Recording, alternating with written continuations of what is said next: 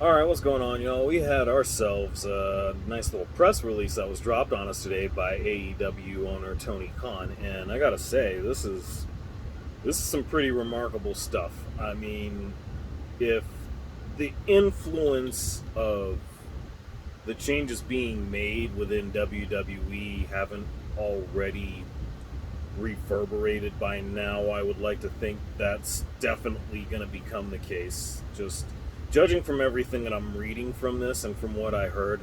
And before I go any further, I got to preface everything that I'm about to point out in this video by saying I'm really, really late to this party.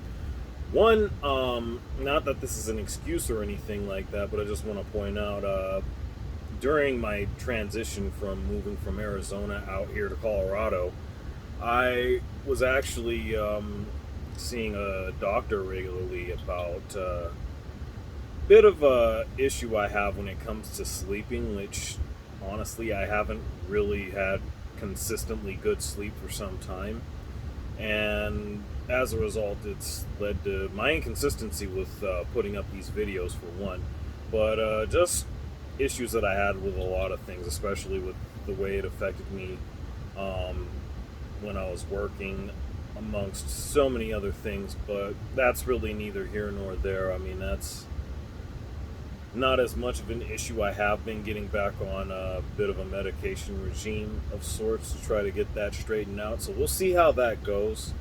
And that being said, I just hope that as a result of that, I can be pardoned on a couple of things. One, this is actually also a video in reaction to not only the news, which was also talked about by Ango on Ango TV. Shout out to him. I was supposed to actually put a link of one of his videos in a previous video. I'll make sure to do that this time around because this guy is really good with his stuff. I mean, again, I've said multiple times, he's definitely an inspiration for what I'm shooting for to. In terms of what I'm trying to do with this channel specifically. But more than that, it's significant because I was also replying to something that I saw on Twitter, and I gotta admit I wasn't all the way awake yet. So again, not saying that that was an excuse, but I wasn't really cognizant of what was going on because a part of this press release is pertaining to the signing of one Madison Rayne to AEW. And I'll be perfectly honest with you, I didn't believe that was actually a thing. I treated that like it was actually sort of a tabloid type of story or something like that. Just something that somebody was just throwing out there hoping that it would stick to the wall, so to speak. Because, I gotta tell you, for everything that we all know of as far as Madison Rayne is concerned, I mean, this is a welcome addition like no other. I mean, so much so, like I said, I treated every notion about that like it was just fake news or something like that. I didn't really believe it. And again, I was groggy. I woke up later than I wanted to. In fact, well, actually, I was up at a decent hour this morning, but I wound up crashing back down, just, I guess, from the effect of getting back on the med regime and everything.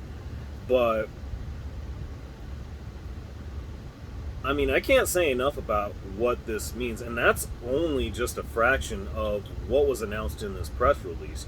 You've got Sanjay Dutt, who is now Vice President of Production and Creative Coordination, which is huge because he'll be facilitating and well, the exact words were coordinate communication of AEW storylines. So he'll be a facilitator of sorts, and he's definitely going to be significant where that's concerned.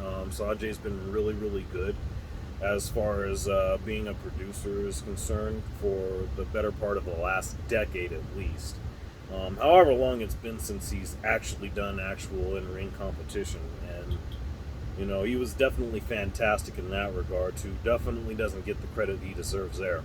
QT Marshall, and I'm going to say this directly to my friend Darren. I know that we've scoffed on him, but this is going to be huge for a variety of reasons because he's now been promoted to Vice President of Show and Creative Coordination, where he will help to manage show elements including planning programs and storylines, character development, overseeing extras, and live event logistics coordination.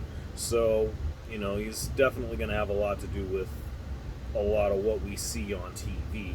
Obviously, that's going to be the case with all of these people, but, it's just amazing because for as much as he's kind of, I don't want to say been dragged through the mud because it's not anything like that, but, I kind of feel like this has been the case, especially since really about the time that it was made apparent that Cody Rhodes was likely on his way out the door and ultimately on his way back to WWE. QT Marshall is one of Cody's closest friends and is significant for a lot of the ongoings with AEW as we know it. And I think a lot of that tends to get overshadowed because of his on-air persona and how that's been perceived.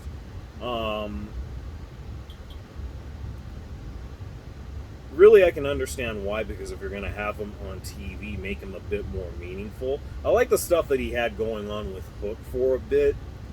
I mean, there was definitely some storyline there. I just would have liked for them to have...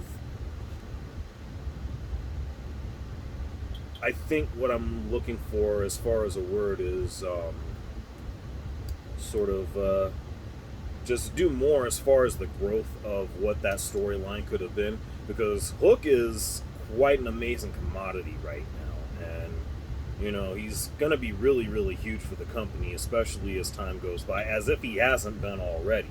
And oddly enough, we really haven't seen as much of him in the last few months, largely because of the influx of talent, namely from WWE or so forth, wherever it was that they may have came from. But he's definitely been affected by that, and that certainly needs to turn around. Pat Buck, gosh, I love how I can talk sometimes, has been promoted to Vice President of Talent Development, which I think that speaks for itself.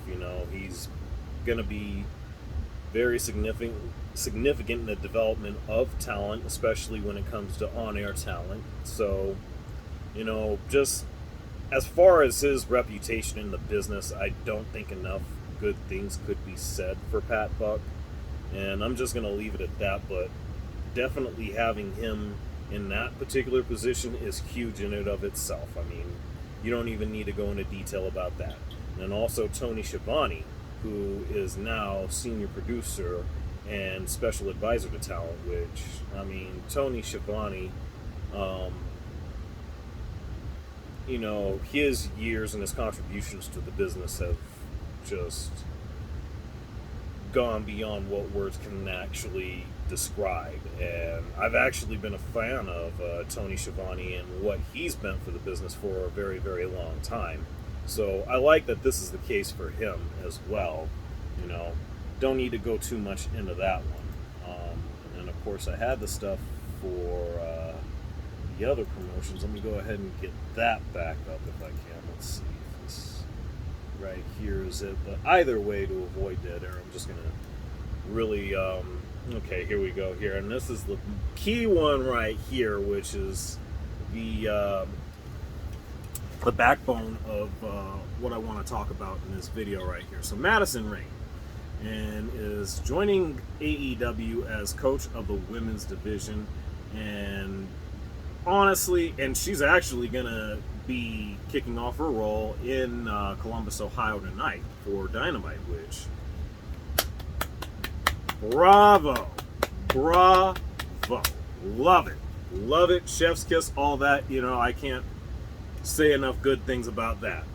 Again, I didn't believe this at first. Again, when I found out about this, I was real groggy. I was probably waking up from having crashed again because, like I said, it's been a little bit rough for me today, but I'm starting to come around now, and after seeing all of this, I gotta say I can't be any more pleased with what we have to look forward to as far as not even just the changes in WWE, but this is influencing change all across the entire landscape as we know it.